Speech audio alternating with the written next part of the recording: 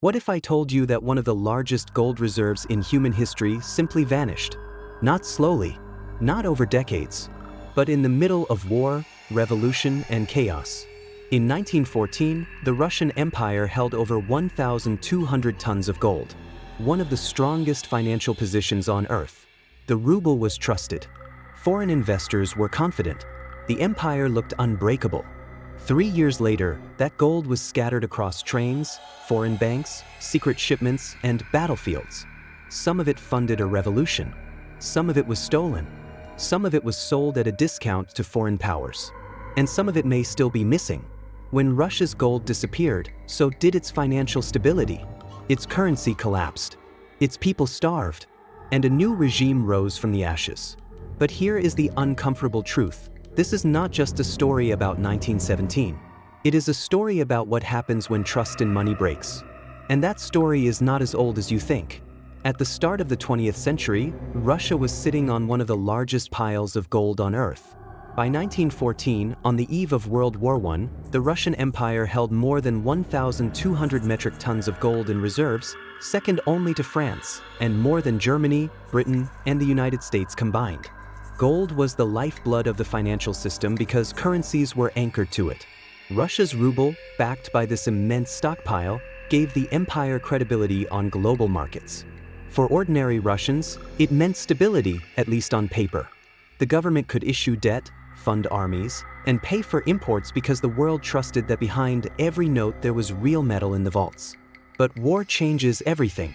When the First World War broke out in 1914, Russia mobilized millions of men and poured its wealth into the battlefield. The cost was staggering.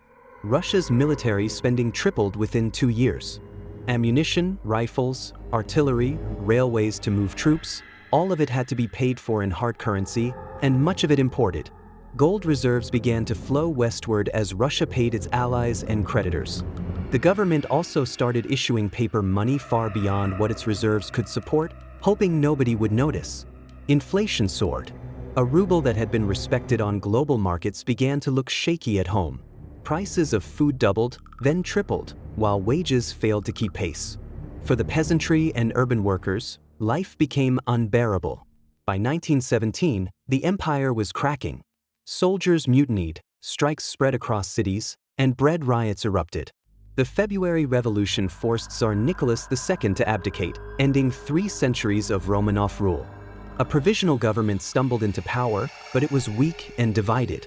As it tried to hold the war effort together, one question became urgent: what to do with the gold? Some of it was moved eastward, away from the front lines and the chaos of Petrograd, today's St. Petersburg. Trains loaded with bullion rumbled into the vastness of Siberia, guarded by soldiers whose loyalties were increasingly uncertain. Some gold was transferred abroad to London, Paris, even Japan as collateral for loans. But much of it simply disappeared into the fog of revolution. When the Bolsheviks seized power in October 1917, they inherited only part of what had once been the world's second largest reserve. And that is where the mystery deepens. The Bolsheviks immediately began using what gold remained to finance their survival. Lenin and Trotsky knew that ideology alone could not buy weapons or food. They sold gold abroad to fund the Red Army, traded it for supplies with Germany under the Treaty of Brest-Litovsk in 1918, and used it to gain recognition from foreign powers. But Western intelligence reports at the time suggested that the reserves the Bolsheviks controlled were far less than what had existed just a few years earlier. Somewhere, hundreds of tons had gone missing. Some of it likely fell into the hands of the so-called White Armies during the Russian Civil War.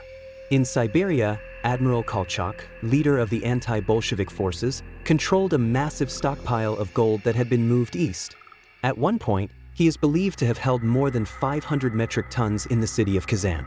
But when the Bolsheviks eventually captured him in 1920, much of that gold was gone. Some had been stolen by corrupt officials and foreign mercenaries, some shipped abroad as payment for weapons, some simply looted. To this day, stories persist of Kolchak's trains carrying crates of Russian gold into the wilderness, never to be seen again. Other shipments may have been seized by foreign governments. Britain, France, and Japan all had troops in Russia during the Civil War, and rumors swirled that they appropriated gold shipments under the guise of securing repayment for loans. The United States too was accused of quietly pocketing Russian bullion. But concrete proof remained scarce. What we know is that by the early 1920s, the gold mountain of the Russian Empire had been reduced to a shadow of its former self. For ordinary Russians, the disappearance of the gold was catastrophic. Without reserves to back the currency, the ruble collapsed. By 1921, inflation was so extreme that it took thousands of rubles to buy a loaf of bread. People reverted to barter, trading food, clothes, or labor directly. The once mighty empire had not only lost its monarchy and its territory, it had lost the very foundation of financial trust. Here is the unsettling part: Russia's crisis was not unique. It was the same pattern we saw in Rome, in Weimar Germany, and in every modern inflationary collapse. When governments debase money, when reserves vanish, when trust evaporates, society itself unravels. The difference is only in the details. Rome diluted its silver. Germany printed its marks. Russia's gold physically disappeared into trains, vaults, and pockets. But the outcome was the same. Ordinary people left destitute, while those with power and connections managed to shield themselves or even profit. As the Russian Civil War raged, the story of the missing gold took on almost mythic proportions. Foreign spies, exiled aristocrats, and even ordinary peasants spoke of entire trains loaded with bullion vanishing into the Siberian snow. One legend told of a convoy stopped near Lake Baikal, where crates of gold were supposedly dumped into the frozen waters to keep them from Bolshevik hands. Another insisted that Kolchak's generals smuggled shipments to Japanese ports in exchange for weapons. Whether these stories were true or exaggerated, they captured the reality of the time. Chaos had turned one of the world's largest reserves into a prize fought over by every faction, foreign and domestic. For the Bolsheviks, what remained of the gold became the financial oxygen of the revolution. Lenin understood a brutal truth: money buys survival. Ideology might win followers, but bullets, bread, and coal required hard assets.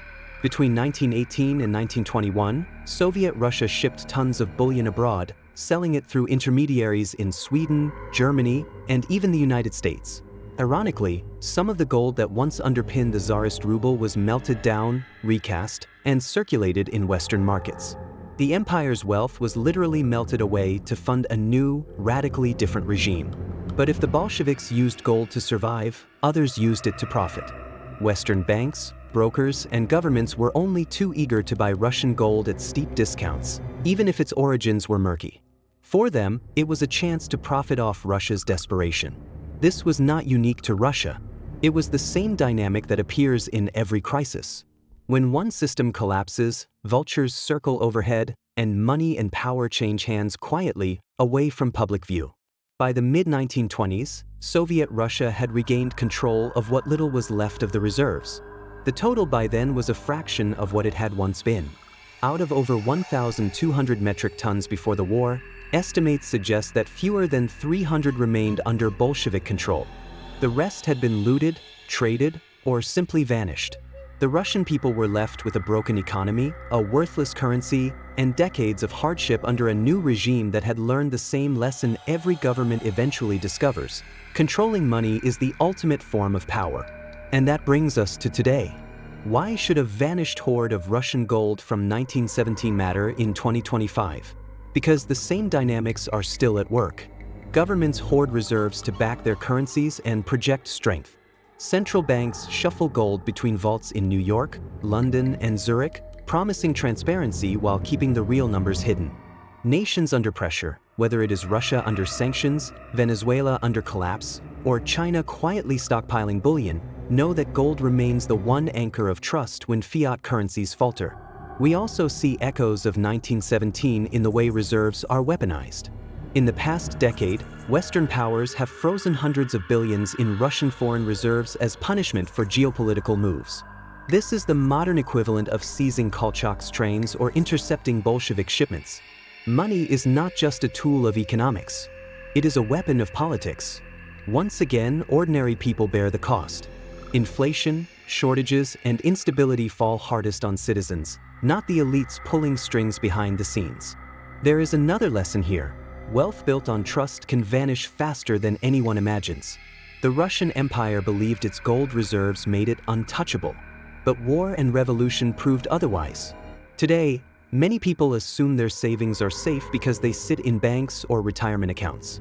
But if those savings are denominated in fiat currency, they are ultimately backed by trust in governments, trust in central banks, trust in systems that have failed time and again. History shows that when that trust cracks, wealth evaporates.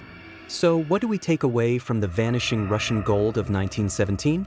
First, never confuse paper promises with real wealth. The Russians thought their ruble was secure because of the mountain of bullion in their vaults. But when the vaults were emptied, the ruble became firewood. Second, understand that crises are when wealth changes hands. The empire collapsed, but bankers, smugglers, and foreign powers made fortunes from the chaos. The same will be true in the next crisis, whether it is a financial crash, a currency collapse, or a geopolitical shock. Third, remember that control of money is always about control of people. The Bolsheviks learned that lesson quickly, just as modern governments and central banks know it today. The disappearance of Russia's gold was not just a mystery of lost trains and secret shipments. It was a turning point in economic history, showing how fragile wealth is when it is concentrated in reserves and how quickly it can be stripped away in times of turmoil. It is a warning for us, because while the story is over a century old, the dynamics are timeless. Debt, inflation, currency manipulation, and the silent transfer of wealth from the many to the few. History does not repeat, but it rhymes with terrifying precision. The Roman Empire debased its coins. Russia's gold vanished into revolution. Modern nations print trillions with the push of a button. Different methods, same outcome. Ordinary people losing trust in money, elites finding ways to protect themselves, and entire systems collapsing under the weight of their own lies. So when you hear about reserves today, whether it is China buying gold, the United States Federal Reserve creating dollars, or sanctions freezing billions, remember 1917. Remember that even the largest piles of gold can vanish, and with them the stability of entire nations.